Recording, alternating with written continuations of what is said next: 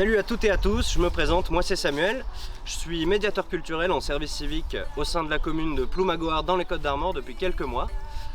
Pour vous résumer brièvement qui je suis, je vais vous parler de passion. J'ai toujours été attiré par les événements culturels, le cirque, les concerts, les festivals en tout genre, les arts de rue, la danse et j'en passe. Bref, j'adhère à toute forme de démarche artistique. Je suis issu d'une formation en organisation et management événementiel qui s'appelle OME, anagramme de sa spécialité. J'en profite pour saluer au passage les deux nouvelles promotions OME qui ont ouvert en Bretagne à la rentrée 2020, dans les villes de Vannes et de Dinan.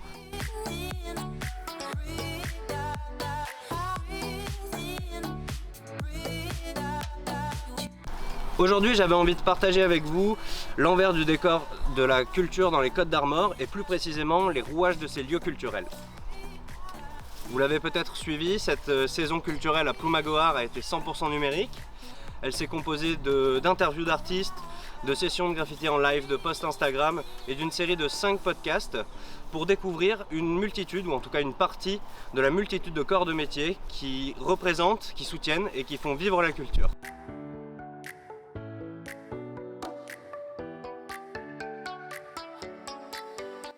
Pour réaliser ce documentaire, j'ai eu l'opportunité de me rendre dans 3 lieux culturels situés dans le département, d'échanger avec les personnes qui y travaillent au quotidien et qui font évoluer ces structures. Mes investigations prendront la forme de 3 épisodes. Dans chacun de ces épisodes, un lieu que j'ai pu filmer y sera présenté. Il y aura d'abord le Carré Magique, qui est pôle national des arts du cirque à Lannion. Ensuite, je vous ouvrirai les portes de la bibliothèque départementale des Côtes-d'Armor à Plérin.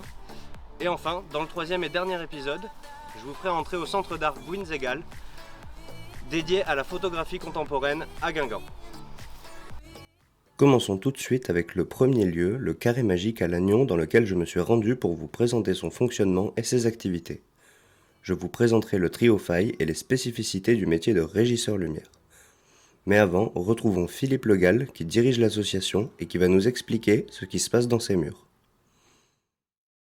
Nous sommes ici devant le Carré Magique, que j'ai le plaisir de diriger, puisque je suis Philippe Legal, le directeur. Donc depuis 2007, du Carré Magique, qui est un lieu pluridisciplinaire, mais avec une grosse spécialité, qui est le cirque d'aujourd'hui, le cirque de création, le cirque contemporain.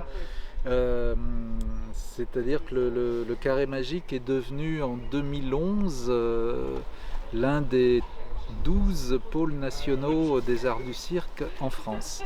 Donc c'est le pôle national cirque de Bretagne.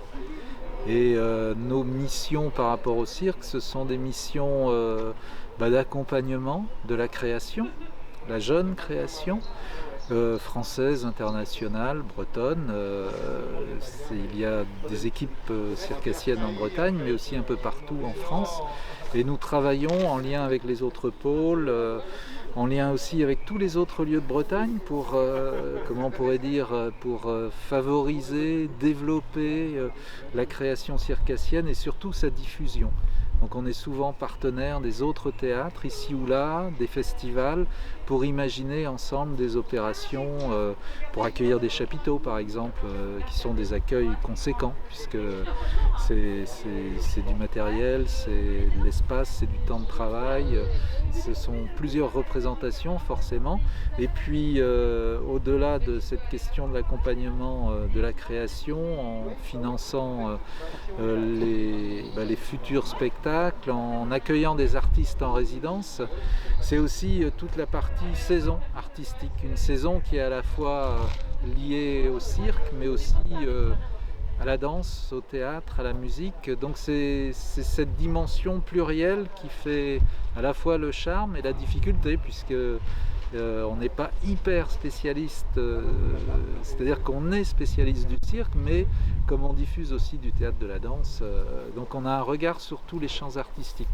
Mais c'est bien aussi, puisque c'est une façon de varier les plaisirs, et pour le public c'est important sur ce territoire-ci, puisque à la fois on aime accueillir dans nos murs, donc la diversité c'est aussi pour les spectateurs l'occasion de découvrir des spectacles très différents dans tous les genres artistiques, et puis c'est c'est aussi une richesse pour les artistes eux-mêmes qui sont en résidence chez nous, puisque la très grande majorité des artistes présents sont des circassiens, et ça leur permet de croiser des comédiens, des danseurs, des danseuses, des musiciens. Donc c'est un peu un théâtre, c'est une ruche en fait. Et l'enjeu pour nous, c'est qu'il y ait une vie intense, une vie artistique dans les murs, d'où les résidences, d'où la saison, mais on aime aussi se promener sur le territoire. Et pourquoi se promener? C'est aussi parce que il n'est pas toujours simple de venir dans un théâtre, ça peut être intimidant, on se dit c'est pas pour moi. Donc en allant à la rencontre des gens, c'est aussi une façon de créer l'échange, un dialogue, de casser ce qui pourrait être présenté comme des frontières, dédramatiser ou démontrer tout simplement par l'action que faire les choses ensemble, c'est une manière d'échanger et de mettre tout le monde sur un même pied d'égalité. Et avec le cirque, ce qui est bien, c'est que souvent les artistes sont jeunes, sont aussi curieux du public, comme le public est curieux des artistes, et c'est moins sacré que l'art du théâtre ou de la grande musique, comme on dit. Donc il y a quelque chose d'immédiat, il y a une forme d'empathie, et cette empathie, autant que faire se peut, on aime la cultiver au Carré Magique. Et c'est pour ça qu'il y a des temps forts, festival tous les 2 ans, Gare au Gorille, à Pleumeur-Baudou, mais aussi ce qui sera le cas par exemple en juillet 2021, donc une programmation hors les murs, dans les communes, à la fois sur le littoral et dans la ruralité. Voilà, panacher les lieux, les plaisirs, varier, démontrer aux gens que l'art peut arriver à leur porte, que personne n'est exclu et que c'est juste une affaire de curiosité. Et une fois que on a prêté un regard, qu'on a franchi la porte d'un théâtre, l'enjeu pour nous, c'est de donner envie aux gens de venir, mais aussi de revenir. Puis j'ai demandé à Philippe s'il pouvait nous éclairer sur la vie du Carré Magique et sur son fonctionnement. Comment se gère un théâtre comme le Carré Magique?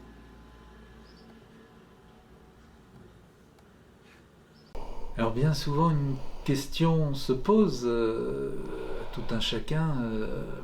Est-ce que les spectateurs viennent au théâtre? Ils rentrent dans le hall, éventuellement ils vont boire un verre ou manger au bar, et puis ils sont en salle et ensuite ils discutent du spectacle et autres. Et la question c'est, mais en fait, que se passe-t-il dans la journée? Que font-ils dans ce théâtre? Donc des artistes sont en résidence, travaillent, l'équipe en fait, l'équipe technique prépare les spectacles à venir ou entretient le matériel ou travaille vraiment sur le site, mais le reste de l'équipe est souvent soit hors les murs, soit dans des bureaux. Donc c'est mon cas, voilà. Et à partir de là, les questions, c'est un peu comment on se construit une programmation, que fait-on? Alors, on essaye de voir beaucoup de spectacles. Donc il y a un côté sur la route, où on se déplace dans les festivals, dans les théâtres, pour découvrir les spectacles in situ, puisque on a beau être à l'ère de l'image, puisqu'il y a un écran devant moi, il n'en demeure pas moins que le spectacle vivant, c'est quand même mieux en vrai. Donc là, on vit une période un peu spéciale, mais où on a plus de numérique. Mais néanmoins, aller voir des spectacles dans des théâtres, participer à des festivals, à des rencontres, c'est aussi une manière d'échanger, de faire circuler l'information. Et puis ensuite, en fait, les saisons se construisent au fil de l'eau, puisque souvent on a l'habitude de dire qu'une saison c'est un peu comme une année scolaire, ça commence en septembre, ça finit en juin. Alors c'est pas tout à fait vrai pour nous, puisque si on commence en septembre, on finit plutôt en juillet, et on va dans le futur décliner notre saison en 2 temps, automne-hiver, printemps-été. On sera dans les murs, hors les murs, et en fait à l'arrivée, on travaille avec un calendrier qui se remplit au fil du temps. Et là, nous sommes au printemps 2021, donc la programmation de l'automne, la programmation du premier semestre 2022 est finie. Là, je commence à travailler sur l'automne 2022. on commence à caler des choses, à dessiner les contours des rendez-vous publics. Et puis en même temps, comme je l'ai dit, comme on est pôle national cirque, on a une mission auprès des compagnies d'accueillir, de soutenir la création. Donc ce sont des choix éditoriaux en fait, comme on peut avoir des choix à faire lorsqu'on imagine un journal, un magazine. Donc c'est pareil, ce sont des choix, des couleurs, programmation, attention, pas que du cirque, il ne faut pas panacher. Là on a oublié telle tranche d'âge dans le public, pourquoi n'y a-t-il pas de spectacle pour les maternelles? Enfin, c'est une réflexion permanente et puis il faut que tout ça tienne dans le calendrier, mais que ça tienne aussi dans une enveloppe qui s'appelle le budget. Voilà, donc il y a à la fois une question de gestion budgétaire, de calendrier, d'animation d'équipe aussi, puisqu'il y a des personnes qui travaillent sur la communication, sur les relations au public, sur la gestion, la comptabilité, la billetterie. Donc en fait, c'est une vis sans fin, ça n'arrête jamais. Et là, aujourd'hui, dans les investissements financiers pour accompagner des projets, très clairement, là, je travaille sur 2023-2024. Donc ça peut sembler loin, puisque pour l'instant, j'oserais dire que les projets pour 2023 ou 2024 sont encore dans la tête des créateurs ou des créatrices, mais ils sont pas concrets. Donc là, on travaille sur des dossiers papier, sur des, des relations tissées en direct. Donc on rencontre beaucoup d'artistes en rendez-vous, puis il y a énormément de réunions professionnelles, donc c'est vrai que c'est assez chronophage, oui. Et puis on est dans un pays où on aime bien les choses administratives, donc la part d'administration au fil des ans a grandi, est un peu envahissante. Ce sont des métiers spécialisés, mais c'est aussi sans cesse des nouveautés à intégrer. Une situation de crise comme celle qu'on traverse induit un certain nombre de réunions. Le monde de la visioconférence s'est invité en 2020 dans notre vie. Donc beaucoup de réunions se font en visioconférence maintenant. Bon. C'est bien, mais ça ne remplace pas les relations humaines, mais en tout cas, ça nous a permis de travailler. Mais c'est vraiment c'est une somme de rituels et en même temps, ça ne s'arrête jamais.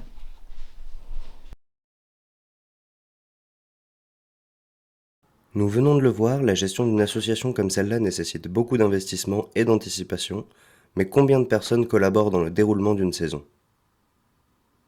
Pour donner un ordre de grandeur, ce sont 10 salariés permanents auxquels vont s'ajouter les hôtes et les hôtesses d'accueil en soirée pour placer les gens en salle, s'ajouter aussi les techniciens du spectacle qui travaillent ponctuellement, ce que l'on nomme souvent les intermittents du spectacle, mais en réalité derrière l'intermittence qui est un régime, un mode de travail particulier qui alterne période travaillée et non travaillée. Donc en réalité ce sont des artistes, des techniciens, des chargés de production ou autres. Donc ce sont des métiers. Et au Carré Magique, il y a 10 permanents et on va dire entre 25 et 50 personnes qui ponctuellement nous rejoignent et qui sont salariés de la maison. Quand on a le festival, ce sont des monteurs chapiteaux, c'est une vingtaine de techniciens qui nous rejoignent, donc c'est très variable. Et ceci pour à peu près, on va dire qu'on travaille autour, sur une saison, c'est à peu près 35 spectacles différents. Quand il y a le festival, c'est un peu plus, et on est en année entre guillemets classique, entre 75-80 spectacles, mais on peut monter jusqu'à 100-110 représentations, rendez-vous publics en fait. Puis il y a aussi cycle de conférences, soirées poésie, enfin il y a différents rendez-vous, c'est-à-dire que c'est pas... Il y a à la fois ce principe de l'iceberg, ce que l'on voit à la surface ou au-dessus de la surface, et puis tout ce qu'il y a en dessous. Donc Pour donner un ordre d'idée, en 2019, c'est plus de 400 jours d'occupation des lieux sur une année. Donc évidemment, l'année n'en a pas 400, mais tout simplement parce que il y a un studio, il y a une salle de spectacle avec un grand plateau, il y a des espaces chapiteaux. Donc à certains moments, on peut avoir une résidence ou un spectacle qui se prépare sous chapiteau au Moulin du Duc, pas loin de la rivière, à Lannion, une équipe en résidence sur la scène, une équipe au studio. Donc ça, oui, c'est un peu, c'est l'image de la ruche, ça travaille sans cesse. Et donc 10 personnes pour faire vivre ce rêve quotidien et ponctuel pour les spectateurs. Et un budget qui est variable aussi, puisque on pourrait dire que la ligne comme ça moyenne, c'est 1,4 million, mais on peut être, là cette année on est légèrement en dessous pour des raisons évidentes, donc 1,4 million, 1,5 million, mais on peut monter à 1,7 million quand on a des productions, puisqu'on est aussi producteur. C'est-à-dire qu'il y a des artistes qui sont directement salariés par le Carré Magique, et nous faisons la promotion du spectacle, et nous sommes ce qu'on appelle les producteurs délégués, c'est-à-dire que les contrats se signent avec nous. Donc on a aussi cette activité qui évidemment fait bouger et varier le budget, puisque s'il y a des tournées, ça monte, ça veut dire qu'on est en activité. Si on est en période de création, ce sont des apports financiers des partenaires, mais c'est la phase de montage, et ensuite il y a la phase de diffusion. Donc on accueille des spectacles, et dans le même temps on en exporte, on en produit à l'extérieur. Ce qui va être le cas à l'automne 2021, puisque nous aurons ici début novembre la création d'Emma la Clown, et qui partira ensuite en tournée. Donc on joue avec toutes les facettes du spectacle vivant. Et c'est vrai que c'est un peu c'est le plaisir de travailler tous les genres en fait. C'est comme un restaurant, on varie les plaisirs et les menus. Et on essaye de faire en sorte que ce soit bon.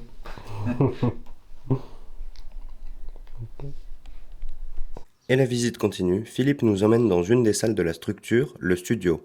Quels sont ses usages et à quels besoins répond cette grande pièce? Philippe va nous en dire plus. Alors ici, nous sommes au studio, dans le studio de répétition. Donc il y a un léger écho, je pense, qui va s'entendre, et c'est un lieu qui est un lieu dédié à la résidence artistique. Et lorsqu'il n'y a pas de résidence, c'est un lieu dédié à l'entraînement de l'artiste de cirque, et également ouvert à une école de cirque, Cirque à Léon, qui est à Saint-Paul-de-Léon, mais qui vient donner des cours de cirque ici le vendredi et le samedi. Donc c'est un lieu qui est important parce que, mine de rien, c'est un grand volume qui se rapproche d'une scène de théâtre, puisque de mur à mur, on a 11 mètres sur 16, donc c'est un beau plateau, et ça permet d'être ici, de tester, de rechercher, d'être dans les premiers temps de la création. Donc ici, on accueille des équipes de cirque qui sont au début de leur création. C'est-à-dire qu'ils n'ont pas encore besoin des lumières, de toute l'architecture technique qui se trouve au-dessus des têtes des artistes sur les scènes des théâtres. Donc là, si on regarde, on voit qu'il y a des possibilités d'accrocher. D'ailleurs, il y a des sangles qui sont là, puisque elles sont là pour des cordes, pour les trapèzes, tout ça étant mobile. Mais ce qui est important, c'est ce qu'il y a sous nos pieds. C'est un sol très souple qui permet de se projeter, de travailler à moindre risque. Un peu comme un studio de danse, en fait. Et ici, quand on accueille des équipes en résidence, alors on n'en a pas toutes les semaines, il n'y a pas un staccanovisme de la résidence où on enchaîne. Pour une raison simple, c'est que c'est plutôt un projet, c'est-à-dire qu'on prend le temps de se rencontrer, de discuter. Pour nous, il est important de voir si ça correspond à nos envies du moment. On peut avoir un cycle où on a beaucoup de jongleurs, puis à un moment on se dit on va peut-être quand même arrêter de jongler, donc rechercher d'autres champs artistiques, l'originalité, et une fois qu'on a dialogué, qu'on a compris le projet, qu'on peut l'inscrire dans notre calendrier, l'enjeu c'est que on contribue financièrement aux résidences.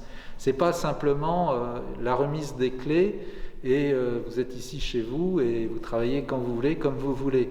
Non, on accompagne, c'est-à-dire qu'on finance ces résidences pour que les artistes soient rémunérés. C'est quand même un enjeu majeur. Donc que les créations se fassent dans les conditions les plus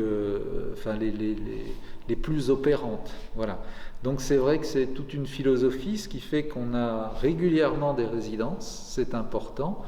Là en ce moment, il y a une résidence sur Seine, et juste avant, il y avait une résidence ici. Et dans quelques semaines, il y aura de nouveau des artistes en résidence au studio, mais dès que la scène sera libre, ils remonteront sur scène, puisqu'évidemment, s'ils ont besoin d'éclairage, ici, c'est quand même pas tout à fait conçu pour suspendre, même si on peut, parce qu'on peut accueillir aussi du public dans ce studio. C'est-à-dire lorsque les artistes ont des projets un peu atypiques, c'est-à-dire que le spectateur est inclus dans la scénographie, si c'est un cercle par exemple, ou si c'est une nécessité d'une très très grande proximité, puisqu'on a une grande salle au Carré Magique. Donc le plus facile, c'est d'utiliser le studio. Quand on a comme on dit, des petites jauges, on a un petit gradin qui permet d'accueillir une centaine de spectateurs. Et là, on est vraiment dans l'intimité du travail de l'artiste. Alors il y a des spectacles pour les très jeunes enfants, ou pour les jeunes enfants, qui se sont présentés ici. Ou alors des spectacles un peu étranges, ce qui sera le cas de la saison prochaine, où on aura un spectacle conçu pour 30 spectateurs, par exemple. Donc évidemment, on peut imaginer qu'ici, ça va tenir, d'autant plus que les spectateurs seront assis sur des petits tabourets et l'espace de jeu sera au centre, mais surélevé. Donc eux, ils auront une vision assez singulière et bon, c'est un spectacle très surprenant, donc ils vont découvrir quelque chose, ce à quoi ils ne s'attendent pas dans le domaine du spectacle. Donc on peut avoir comme ça des rendez-vous un peu surprenants, ce qu'on aime bien aussi, puisque la salle c'est beau, c'est le cérémonial, c'est le grand plateau, c'est 840 fauteuils, mais il y a des spectacles qui ne sont pas prévus pour 840 personnes. Donc si on veut une intimité, une extrême proximité, notamment pour les artistes qui travaillent avec des petites marionnettes ou de la terre, et en cirque, un solo par exemple, ici ça prend tout son relief. Donc cet espace est vraiment comme une chambre de photographe, une chambre noire. C'est notre studio. C'est évidemment un plateau nu, donc c'est important. Et il y a la chaleur du plancher qui compense l'absence de lumière extérieure. Et ce que vous allez entendre, ce sont nos déshumidificateurs, puisque nous sommes en Bretagne, nous sommes enterrés, donc sous la terre, il y a aussi des problématiques d'humidité, donc même si ce bâtiment a un certain âge, voilà, donc il faut aussi s'adapter à ces contraintes techniques. Je voudrais revenir sur une des activités les plus importantes du Carré Magique en tant que pôle national des arts du cirque, la résidence d'artistes. Le jour de ma présence, j'ai pu assister à une après-midi de résidence de la compagnie du Trio Faille, qui était là pour travailler sur une version extérieure de leur projet. Je vais d'abord vous présenter le trio. Ça, c'est Johan et Martin. Ils pratiquent le portique coréen. Johan est aussi jongleur et batteur, et Martin, chanteur et joue du ukulélé. Et ça, c'est Léa. Sa discipline, c'est le trapèze ballant bas, mais elle pratique aussi le chant et le violoncelle.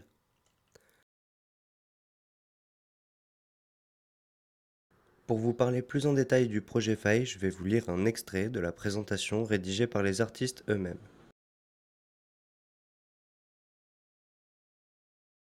L'histoire que nous voulons raconter est celle de 3 individus vivant dans un monde qui les dépasse et les oppresse, qui se battent pour trouver un sens à leur existence. Projet Faille raconte comment ils en viennent à rejeter physiquement un monde qu'ils ne comprennent pas et qui court à sa perte, comment ils tendent à créer un nouveau monde sur scène. Pour cela, ils tentent de s'extraire de certaines normes afin d'exprimer leur identité profonde et tendre vers un idéal. Cette histoire, c'est celle de gens à côté, des oubliés, des ratés.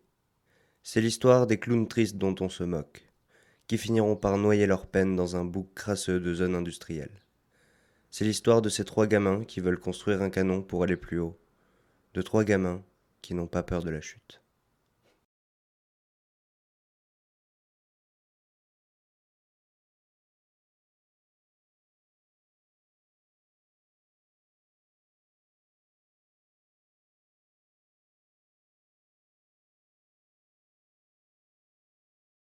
Les 3 circassiens ont préparé le projet Faille ces 3 dernières années et arrivent enfin à la fin de la création. Pour cette résidence, évidemment, ils ne sont pas seuls et travaillent en collaboration avec 2 régisseurs lumière. D'abord, avec Victor. Victor, c'est le régisseur lumière de la compagnie qui les a rejoints afin de mettre en place une création lumière cohérente avec le spectacle. Et puis il y a Claudia, régisseuse lumière du Carré Magique, qui les accueille et les guide dans la mise en place technique du projet. Mais assez parlé, je les laisse se présenter à vous.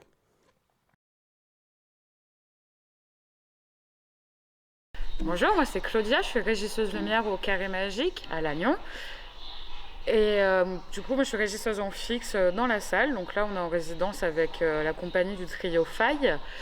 Et moi, mon rôle ici, du coup, c'est d'accueillir les gens, les techniciens et la compagnie dans mon lieu et de mettre à disposition mes connaissances techniques, que ça soit aussi bien sur mon matériel que sur mon lieu de travail. Ok, et bien moi je m'appelle Victor et je suis régisseur lumière de la compagnie du trio Faille. On est accueillis cette semaine au Carré Magique. Et du coup, il y a Claudia qui est là pour nous aider à faire l'adaptation du spectacle en extérieur pour la nuit. Voilà, donc le spectacle est déjà créé pour la version salle. Et maintenant, c'est du peaufinage, des petits réglages, des choses comme ça. On a déjà eu des résidences dans d'autres salles culturelles, d'autres pôles nationaux des arts du cirque qui nous ont permis de faire toute la création lumière et la création au plateau. Et maintenant, on essaie de l'adapter en extérieur pour pouvoir jouer le plus possible pour des plans en salle ou en extérieur. Voilà, et avec Claudia, on était dans la même formation. Dans la même classe même. Dans la même classe, au CFPTS. On est sortis tous les deux en septembre dernier. Et du coup, moi, je me suis dirigé plus vers l'intermittence, à travailler avec des compagnies. Et Claudia s'est posée en fixe un contrat. Donc c'est assez rigolo, on était les deux à bosser dans le cirque et de se retrouver ici à Lannion. Donc voilà. On était tous les deux en études à Paris. Et ça, c'est cool. Ça, c'est plutôt cocasse, ouais, c'est sympa. Donc on a vraiment, on a fait la même formation, mais on exerce aujourd'hui 2 métiers différents. Enfin, à l'heure actuelle, là, pendant le temps de la résidence, on a le même intitulé de métier, mais vraiment 2 rôles différents du métier de régisseur lumière, quoi. Donc Victor va avoir la partie artistique, il va créer. Moi, je vais accompagner avec mes connaissances techniques. Je ne vais pas avoir de côté créatif, ça va être le côté de Victor, et moi, je vais avoir l'aspect un peu plus technique. Alors, je travaille avec une deuxième compagnie qui s'appelle la compagnie Kaba pour le spectacle Desiderata. Il y a une partie des artistes qui sont ici, qui sont aussi dans l'autre spectacle. Du coup, ça facilite un peu les choses pour la gestion de planning, tout ça. Je sais que j'aurai pas de spectacle en même temps. Et ça, c'est plutôt pas mal. Et une troisième compagnie où je suis en binôme avec un autre régisseur et on se partage un petit peu les dates. Quand lui il peut pas, moi je le remplace. Ça se fait pas mal quand on part en tournée d'avoir 2 régisseurs qui connaissent le spectacle. Parce qu'en fait, très souvent, on est amené à travailler avec plusieurs compagnies. Et du coup, la gestion des plannings et tout ça fait que des fois, on ne peut pas assurer tous les plans. Et là, c'est pas mal d'avoir un binôme.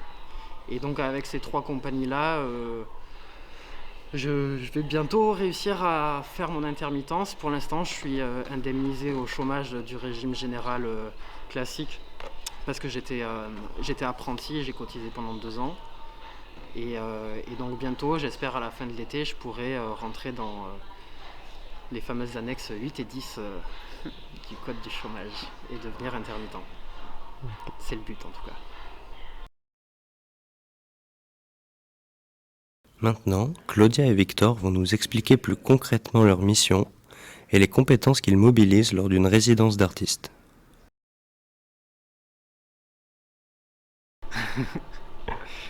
Du coup, nous, on a eu une formation pendant 2 ans qui nous a permis d'avoir un peu des connaissances dans plusieurs domaines. D'abord, de connaître tous les types de projecteurs possibles et ce que ça rend sur scène.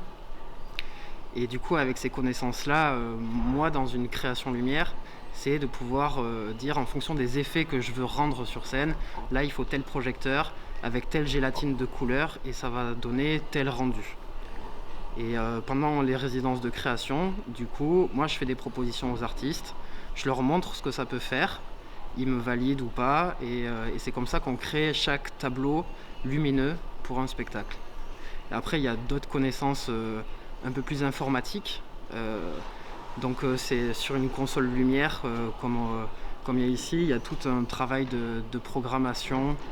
On appelle du pupitrage du coup. Voilà, exactement. Et ça, voilà, c'est un peu le. Moi, c'est le côté du taf que j'aime pas trop. Je suis pas trop un geek, mais il y en a qui adorent ça, qui connaissent vraiment toutes les possibilités de toutes les consoles différentes. Il y a des modèles très très différents. Maintenant, il y a aussi beaucoup de LED qui arrivent. Toutes les lumières halogènes vont disparaître. Donc ça change aussi un petit peu notre travail. On est un petit peu dans une période un peu charnière pour la régie lumière. Par rapport au type de projecteur qu'on va trouver dans les années qui vont arriver. Et donc voilà, il faut un peu connaître tout ce qui est possible de faire, tous les types de projets, comment ça marche, comment on les programme sur une console. Et tout ça, c'est du travail qui arrive bien avant une sortie de spectacle. Moi, j'ai eu 3 semaines pour faire ma création lumière. Et les artistes, ça fait 3 ans qu'ils travaillent sur ce spectacle. Donc là, dans ce cadre-là, moi je suis arrivé vraiment à la fin et j'ai eu un travail un peu speed. Ça peut prendre beaucoup plus de temps, ça peut en prendre moins aussi, parce qu'il y a des questions budgétaires, financières qui rentrent en jeu, quoi. Mais c'est vrai que normalement, une création lumière se peaufine dès la création du spectacle en lui-même, et ça dépend uniquement des budgets de la compagnie. Ouais. Puis il y a aussi un travail souvent avec le scénographe. Quand il y a un scénographe qui fabrique un décor, il faut pouvoir travailler avec la régie lumière parce que les couleurs de la scénographie et du décor vont influencer sur ma création lumière et vice versa. Donc normalement ça se joue aussi en ping-pong avec les différents acteurs qui entourent la création, à part les artistes qui eux créent l'œuvre de base. Mais le son, la lumière, le décor, tout ça, ça se réfléchit ensemble et ça peut prendre du temps en fonction de l'envergure, l'amplitude de la création. Et du coup, moi ici, en tant que régisseuse d'accueil qui ouvre les portes du théâtre à Victor, mon rôle, ça va être de l'accompagner et de l'aiguiller quand il a des questionnements ou des difficultés techniques. C'est de lui apporter des connaissances sur mon matériel et les spécificités de mon lieu afin de rendre ses désirs réalisables. Ok. Yes.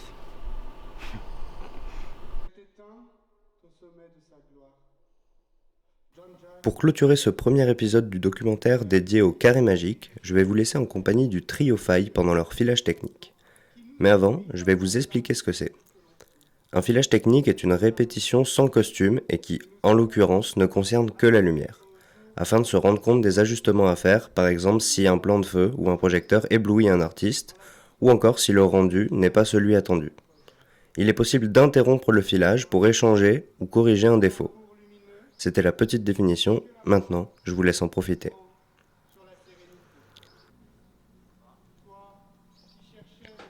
Et psst, j'allais oublier, on se retrouve dans l'épisode 2 du documentaire à la Bibliothèque des Côtes d'Armor. A tout de suite. Le calme, l'harmonie, l'apaisement et la liberté, car oui, maintenant tu es libre. Et dans ta quiétude, nous rendons grâce car tu as su en chacun de nous rallumer cette flamme. Tu es éternel, John Jack. Et en nous laissant, tu nous laisses le meilleur de toi-même. Ce feu inextinguible, brûlant d'amour et cette passion pour la vie, nous nous réjouissons.